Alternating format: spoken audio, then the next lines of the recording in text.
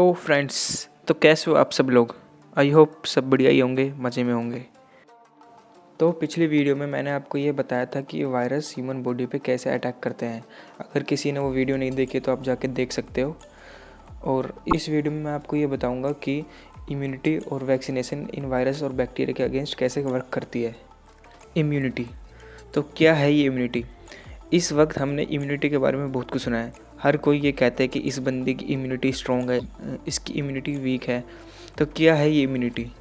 Immunity का मतलब होता है ability of the host to fight the disease causing organism. मतलब किसी होस्ट की एबिलिटी जो कि किसी बाहरी ऑर्गेनिज्म जो कि डिजीज़ कॉज कर सकता है उससे लड़ने की क्षमता। इम्यूनिटी के 2 टाइप्स हैं। First innate immunity, second acquired immunity.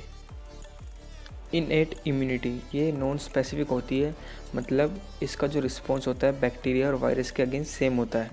ये कुछ बैरियर्स प्रोवाइड करती है पैथोजेंस के अगेंस्ट। अब पैथोजेंस क्या होते हैं? इनका मतलब होता है फॉरेन पार्टिकल्स जो कि डिजीज़ कोज कर सकें। जो फर्स्ट बैरियर होता है उसको कहते हैं फिजिकल या मैकेनिकल बैरियर। ये इसमें होते हैं स्किन, म्यूकस जो कि स्टमक में प्रेजेंट होता है, हेयर जो कि नोस्ट्रिल्स में प्रेजेंट होती हैं, एंड सीलिया जो कि विंड पाइप में प्रेजेंट होती हैं। सेकंड है केमिकल बैरियर या फिजियोलॉजिकल बैरियर। इसमें होते हैं tears, saliva, ear wax, HCl, lactic acid. Tears और सलाइवा होते हैं, उनके अंदर एक लाइसोसोम प्रेजेंट होता है और ये लाइसोसोम बैक्टीरिया की सेल वॉल को डिस्ट्रॉय करता है। थर्ड होते हैं सेलुलर बैरियर्स। इनमें कुछ प्रकार के सेल्स होते हैं जो जिसको कहते हैं WBCs। ये WBCs होते हैं monocytes, natural killer, polymorphonuclear leukocytes and macrophages. Acquired immunity ये पैथोजन स्पेसिफिक होती है, मतलब कि ये हर किसी पैथोजन के लिए अलग अलग तरीके से वर्क करती है।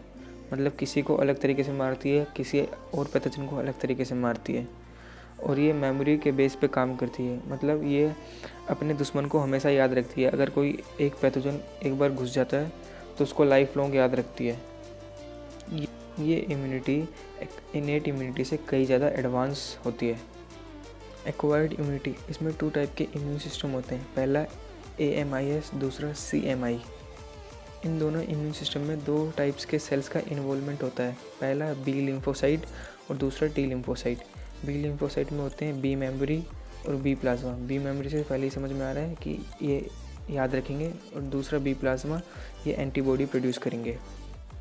AMIS इसको हम बोलते हैं ह्यूमरल इम्यून सिस्टम। इसमें बहुत सारी डिफरेंट टाइप्स की एंटीबॉडीज़ बनती है, जिस like IgA, IgM, IgE, IgG। और ये किसकी वजह से बनती है? B lymphocytes. B लिम्फोसाइट्स में भी B प्लाज्मा इनको बनाता है। दूसरा इम्यून सिस्टम CMIS, इसमें T लिम्फोसाइट्स काम करते हैं। T लिम्फोसाइट्स के बहुत टाइप के सेल होते हैं।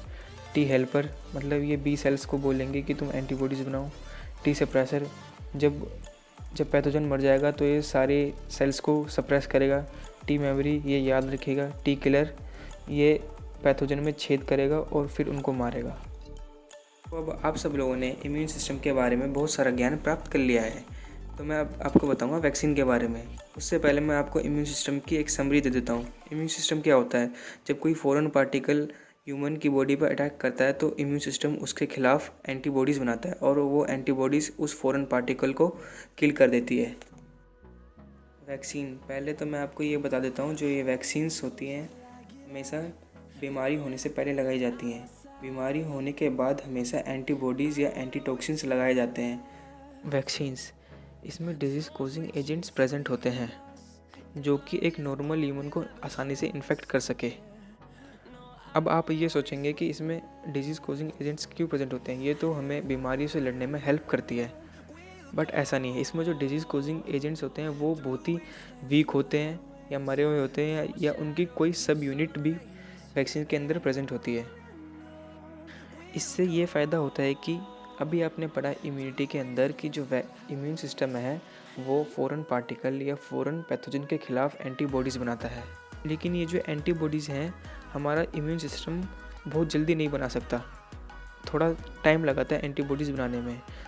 तो वैक्सीन यही काम करती है कि वो कुछ सब यूनिट या मरा हुआ या थोड़ा सा कमज़ोर डिजीज़ कोजिंग एजेंट बॉडी में डालती है, जिसकी वजह से बॉडी पहले ही एंटीबॉडीज़ तैयार कर ले, ताकि अगर रियल में उस पैथोजन से बॉडी पर अटैक हुए तो बॉडी पहले ही एंटीबॉडीज़ देके उससे बच जाए।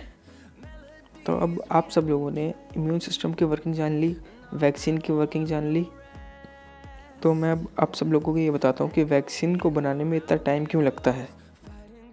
वैक्सीन बनने में कुछ ज़्यादा टाइम नहीं लगता। वैक्सीन तो 1 से 2 हफ्ते के बीच में बन जाती है, लेकिन जो इसकी टेस्टिंग होती है वो करीब 1 ईयर तक होती है।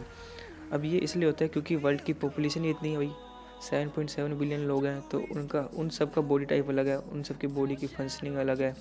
तो उन सब को ध्यान में रखते हुए वैक्सीन देखनी पड़ती है, वो वैक्सीन कितनी एक्यूरेट है, कितना डोज लेना चाहिए, या वैक्सीन के क्या साइड इफ़ेक्ट्स हैं।